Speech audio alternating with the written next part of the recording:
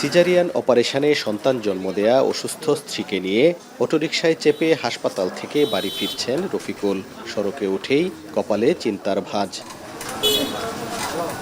সড়কের কোন অংশ দিয়ে স্ত্রী সন্তান নিয়ে নিরাপদে বাড়ি ফিরবেন তার কুলকিনারা পাচ্ছিলেন না রফিকুল। সড়কে ছোট বড় অসংখ্য খানাখন্দে ময়মনসিংহের ঈশ্বরগঞ্জ উপজেলা স্বাস্থ্য কমপ্লেক্সে রোগী ও স্বজনদের এরকম ঝুঁকি নিয়েই আসা যাওয়া করতে হয়। ঈশ্বরগঞ্জ পৌরসভার বাসস্ট্যান্ড মোড় থেকে হাসপাতাল পর্যন্ত সড়কের বেহাল দশায় দুর্ভোগ যেন নিত্যসঙ্গী। সড়কের এক পাশে কিছু স্থানে ঢালাই শেষ হলেও কেটে ফেলে রাখা হয়েছে আরেক পাশ। বৃষ্টি হলে দুর্ভোগ বাড়ে কয়েক গুণ, প্রায়ই ঘটে দুর্ঘটনা। রোগী নিয়ে আসতে 10 মিনিটের রাস্তায় আমার প্রায় 1 ঘন্টার মতো লাগতে পারছে। সিজারের রোগী চিল্লাপাল্লা করতেছে, ব্যথা বড় বড় ভাগা রয়েছে। মানে আমরা এই গাড়ি ঘুরে প্রতিদিন এটি করা লাগে। কাজের কোনো উন্নয়ন নাই, কিছু নাই, রাস্তাঘাট বেহাল দশা। 4-5 বছর ধরে আমাদের এই অবস্থা, একটু কষ্ট করতেছি আমরা। এই হাসপাতাল রোড, এটা একজন ডেলিভারি রুগী গেলে রাস্তাঘাটেই তার অবস্থা খারাপ হয়ে যায়। বেহাল সড়কে চলাচলে বেকায়দায় পড়েন স্কুল কলেজগামী শিক্ষার্থীরা। সড়কের করুণ অবস্থায় আশপাশের দোকানেও কমেছে বেচাকেনা। এতে ক্ষতির মুখে পড়েছেন ব্যবসায়ীরা।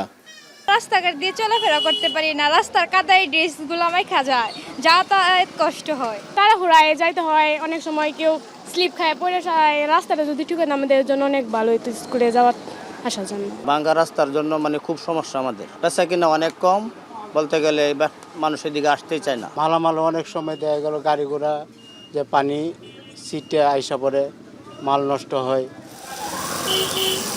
ঈশ্বরগঞ্জ 18 বাড়ি 15 কিলোমিটার সড়কের 12 কিলোমিটার কাজ শেষ হলেও ভূমি অধিগ্রহণ জটিলতায় ঈশ্বরগঞ্জ পৌরসভা অংশে অন্তত 3 কিলোমিটারে আটকে আছে নির্মাণ কাজ। অধিগ্রহণের টাকা হাতে পাওয়ার আগে জমি ছাড়তে নারাজ ভূমির মালিকেরা। সরকার তো জায়গা নিবে, ওহন টাকা পয়সা দেওয়ার কথা, টাকা পয়সা দিতেছে না। আমরা ঘর দরও করতে পারতেছি না।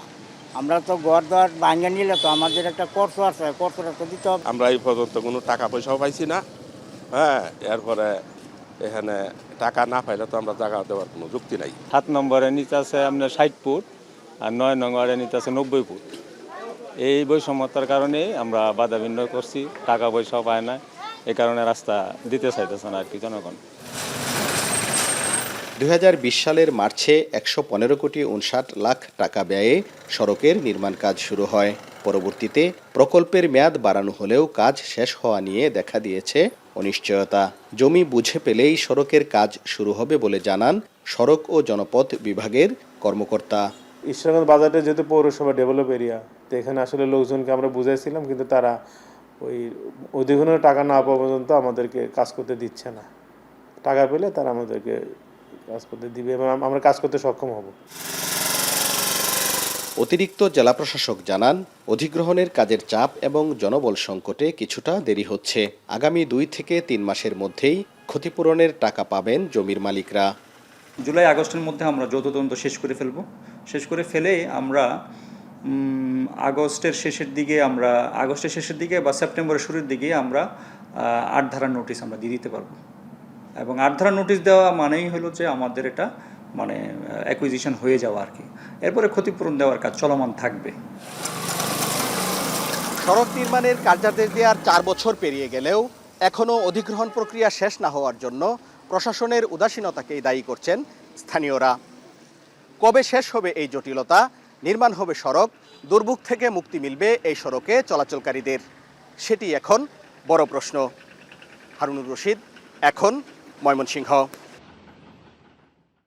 250-টিরও বেশি ডিজাইন অপশন নিয়ে ওয়ালটন স্মার্ট ফ্রিজ, বোঝে আপনার প্রয়োজন।